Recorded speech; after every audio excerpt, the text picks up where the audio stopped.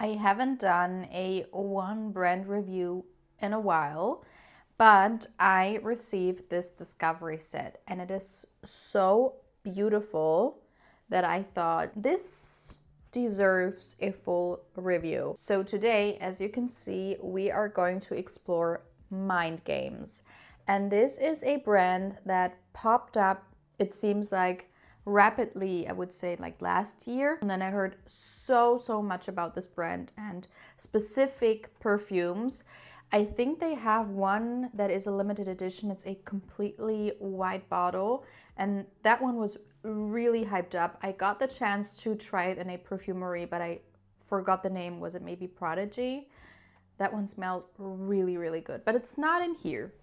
Let's talk about it. So this is what it comes in. I don't know what the material is, but it seems like it's leather or like a leather-like material. So extremely luxurious, well made. I think I've never seen a more luxurious discovery set. I mean, it's more than a discovery set, but you know, it's not like full bottles. And then you get this description here with, let me see, the name and then I think 2 main notes. And then you pick this up and you have the perfumes here. They're more, I would say, travel sizes than sample sizes. So you get, let's see, it is 7.5 milliliters, so quite a lot. And then we have half of the black collection and half of the white collection. And so what I think is such a nice touch is that you get 2 cases as well. So you get a white case and then a black case, and you can put the perfume that you want to wear inside the case. Also, and these cases, just so you know, are like metal, super heavy and well made. And then you also get test strips, super nice touch. And what I think is super nice is that you get a pamphlet with the perfumes inside the full bottle and a description. So you get, for example, this one, Caissa, and you get like a description text, you get the fragrance note breakdown, and also the main notes. So really nicely done. And this would be such a perfect gift if you have someone in your family or friend circle that is into perfumes. But let's get into the perfume. So I've tested all of them before, but it has been a while. So it seems like more like a first impression than a second impression. But you can see in this pamphlet, you also have the brand story and brand pillars. I think it's such a nice touch. So you can see that the black collection looks like that, and I just showed you what the other collection looks like. Let's get into the perfumes. So the first one is this one, and this is Grand Master. So we are going to start out with the black collection. It says on here that the main notes are rose and coffee. So that seems very traditional, I would say, because rose and coffee get combined a lot of times, but there is more. So the top is actually blackcurrant, rosewater, and pivoine. The middle is rose again, coffee, and violet, and the dry down is myrrh, incense, panettone, and ebony wood. So let's use those beautiful test strips. I would love to get more of those. And something in here, maybe it is even this one, something in here smells incredibly strong. So strong that I just smell this one smell. But this one is beautiful. I don't know if you can see the juice, but the juice is quite dark. This is an intense perfume. And it is very natural smelling. So I get mainly rose, pepper, something like a vanilla. Was there vanilla in here? I don't think so, right? Panettone maybe? Coffee, maybe a little bit of coffee, mix them with the pepper, so it's quite a dry experience. but the rose in here is super creamy. It's very nice. It is fresh, but dense and warm at the same time.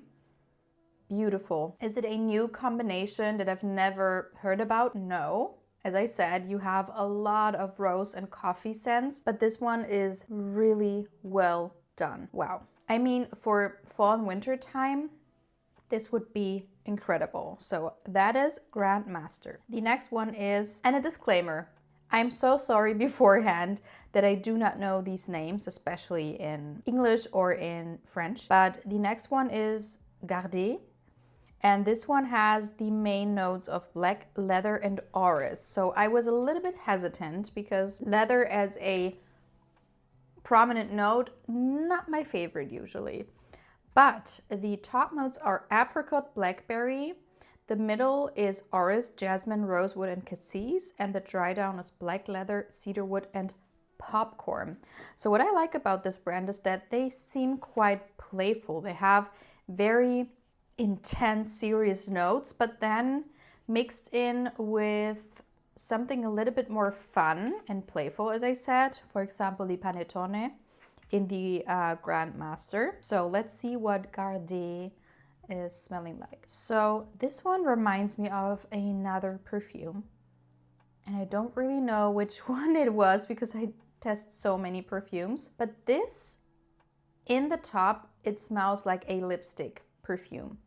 Something like a lipstick on, or there is this lipstick perfume from Juliette Has a Gun as well.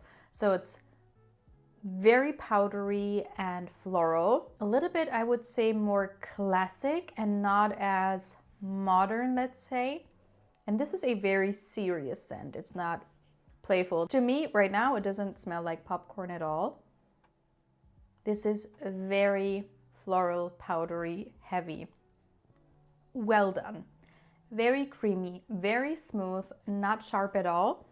But I don't like those very floral, powdery perfumes. I like a little bit of powderiness in perfumes, but this one is definitely more powdery. The next one is Scholar's Mate, and it says the main notes are vetiver and cedar, but the breakdown is in the top we have cardamom, bergamot, cinnamon, and grapefruit. In the middle, we have orris, elemi, and pimento, and in the dry down, we have sandalwood, fig milk, vetiver, and cypriol. So that seems a little challenging to me, but it could be well blended. Really nice as well. Oh, that's nice. It's actually really nice. Reminds me a bit of Santal 33. This cypriol thing that is going on that is quite earthy and green and a little bit even resinous like. So it goes in that same direction. Also has this creaminess. There is sandalwood in here, yeah. So you definitely get the dry down a lot. You get a lot of sandalwood, fig milk, vetiver, cypriol. You definitely get that with a touch of cardamom, which smells quite spicy and soapy. And I think that is also in Santal 33, right? I think. But this is nice, really nice. It's not as loud and challenging, I would say, in comparison to Santal 33. So really beautiful. Then we get to, I think, one of the most popular ones, which is Double Attack. And this one has the main notes of bitter chocolate and saffron. And I'm not a chess player myself. And this whole perfume brand is based around chess. But I think it is such a nice idea. And I know a lot of people in my family and friends who are really into chess. So for them, that's, I would say, like a really big thing. And like, I don't know, like to be recognized and in this community, I think is like a really nice touch. But anyway, Double Attack has the fragrance notes of orange bitters, pimento, pink pepper in the top. In the middle, agave flowers, cinnamon, and geranium. And the dry down is dark chocolate, vanilla, vetiver, and sandalwood. So they mostly combine quite gourmandy, sweet, smooth notes with more, I would say, challenging, earthy, green, spicy notes. But this one is beautiful as well. So for me right now, and I think we have one more from the Black Collection. This Black Collection is potent. It's all quite strong, but nothing is sharp in here. It's very well blended and it's not smelling like everything else without being too niche. And this, for example, is not a gourmand like scent. You have those touches. You definitely get like a dry chocolate powder, but that's about it. It's not very sweet. It's actually quite spicy and earthy, a little bit powdery and fresh with this touch of chocolatey sweetness. It could even be like a chocolatey patchouli instead of chocolate. And what was it? Vetiver? Yeah, really nice. And because it is not really sweet at all, I think it could be unisex, leaning even maybe a little bit masculine. Really, really nice. The last fragrance from the Black line is called Jadoub, and this is pomegranate and suede. But the breakdown is Rouge Grosseidi, I don't know what that is, and Mandarin.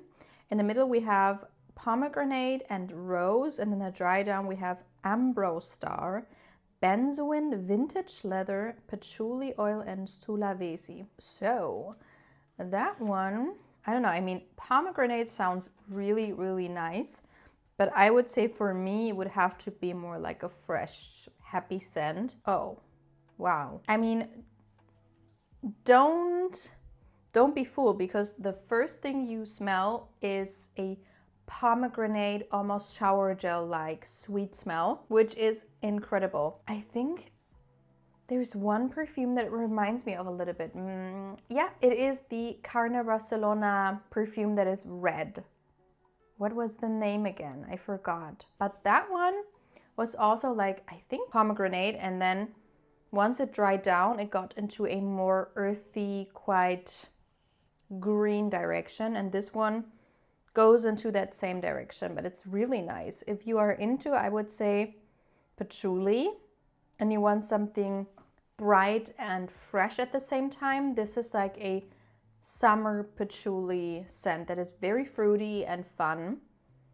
And one of the patchoulis I would say would mostly get on board with if we are talking about patchouli prominent perfumes, because as you know, patchoulis are not my forte, but this one again is beautifully made. It's not as sharp as, let's say, Bitter Peach, that is also like a fruity patchouli perfume. They don't smell alike, but that one on my skin was so sharp and not well blended enough, and this one is very suave. So we are done with the Black Collection.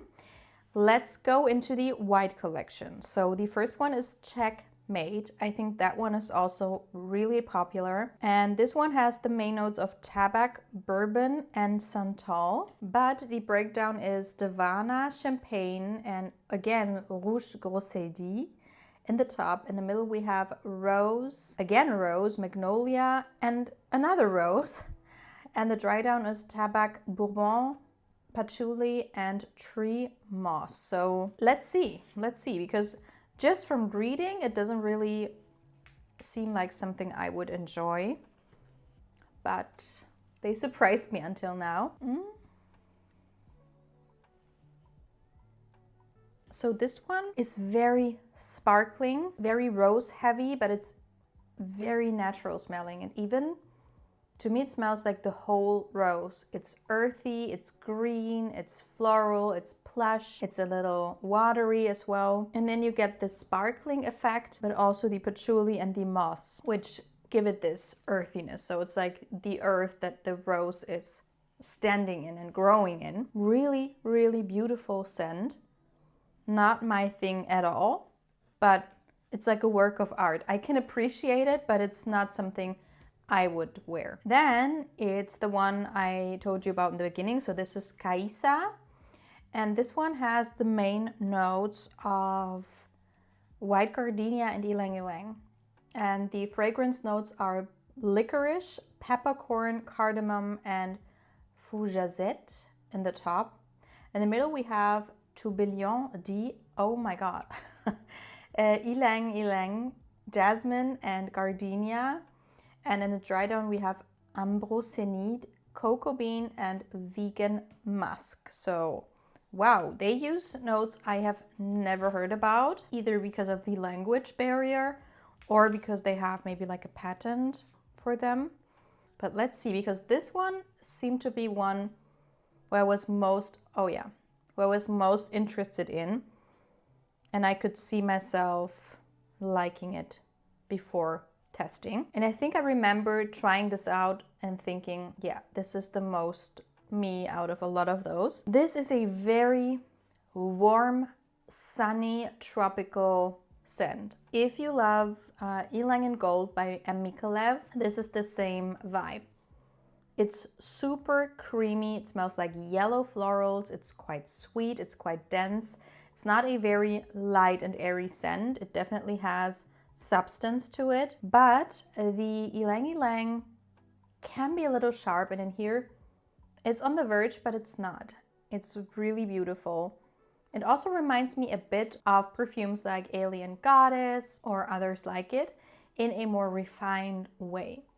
But those kinds of coconutty, tropical, floral scents with a lot of sweetness in them, that is what you also have in here. So really beautiful and perfect for the season right now, because a lot of those scents were very, for me, quite fall winter coated, and this one is perfect to wear right now. I'm searching for like a freshie.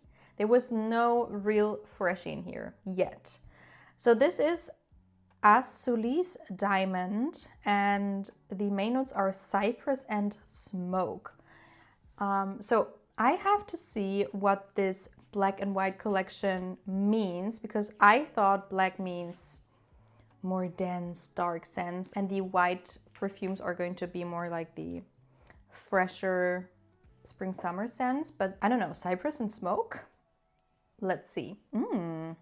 The top is fig leaf, mandarin and bergamot. The middle is ylang ylang, broom flower and tonka bean. And the dry down is myrrh, opoponax, incense and amberwood. If I see cypress and smoke, I think about something completely different. This is a fresh scent. Oh, it's super nice, but it's very special. It's quite green. It's fresh, it's floral. It has something sweet in there, but it's more like a nectar, like a honey nectar, and not like a sweet vanilla or tonka bean. Very, very natural smelling. It smells like you're standing next to a bush with a full head of flowers and maybe some bees around there as well. Really nice, really beautiful. And as I said, not like everything else, if you know what I mean. The next one is Blockade, and this one has green mango and peppercorn listed as the main notes, but the fragrance notes are mango skin, pepper, tomato leaf and bergamot in the top. In the middle we have lavender, mango flower, watery cyclamen and star anise. And the dry down is cuir velours, patchouli, ambrostar and oud. Wow, wow, wow. I mean, let's see. This sounds very interesting, to say the least. Wow. Wow. This smells very natural, like a real mango. And you know what? It smells like mango skin. Even smells a little bit like a mango that is green, half red. So it's not there yet. It's a little bit on the unripe side. And that is what I mainly get. That is insane, because so many mango perfumes to me do not smell like mango. So I'm not really intrigued to try any of those. And you know what? Because those perfumes are so strong, I'm getting nose blind now. And usually I test 30, 40 perfumes in a day with no problem. This one is super beautiful, super nice. It's very strong though. All of those perfumes are so strong without being overwhelming, but they're quite strong. It sort of reminds me, as it dries down, a little bit of Aventus for her. So it's sour, fruity, it's a little bit woody in the dry down and spicy, but it has this pineapple sour freshness to it that is quite sweet but not too sweet at the same time. Wow, this is really, really good. Okay, so the last one is Castling, and this one has Wood Blanc and Fig as the main notes, but the fragrance notes are fig leaves, bergamot, fleur de sel in the top. In the middle we have iris, freesia, and lotus flower, and in the dry down we have vanilla, musk, vetiver, sandalwood. So let's see, and we have actually a lot of test strips left. That is really nice. This one's good as well. So there is this perfume that I love. It's called Fig from Archinesia, which is a very small niche perfume house. And that one basically smells like the whole fig. Milky.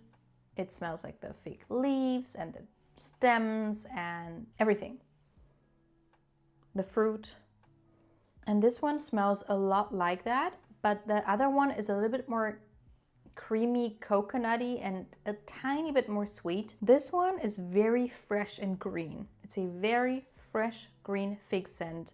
If you like Philosophos by Diptyque, you will probably love this perfume.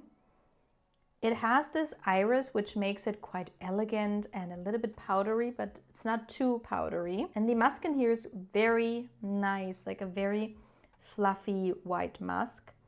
Not overwhelming at all, but the more spicy notes, not spicy, but like the salt and the vetiver, just give it this kick that makes it quite special. So, okay, so it is like that. The white collection is more fresh, but fresh in the Mindgames scent. So, I will test all of the perfumes again, and I'm going to tell you which one is my favorite from each collection. This black collection is really good. It's wow. I mean, really, really nice perfumes. And they all have this thing going on, but they do smell different from each other.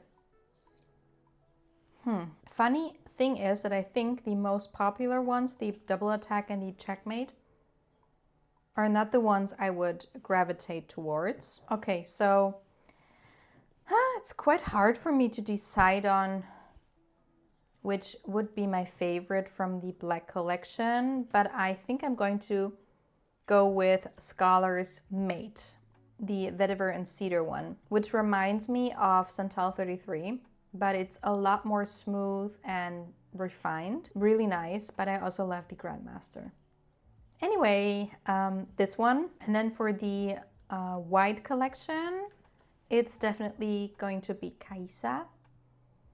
This is a very warm, tropical, white floral scent. I'm not into those usually, but here it has something addictive. I forgot if there's tuberose in here, but there is one from Boucheron that is also a tuberose scent, and they have that same tuberose feeling that is almost like toasty and a little bit like a baked good.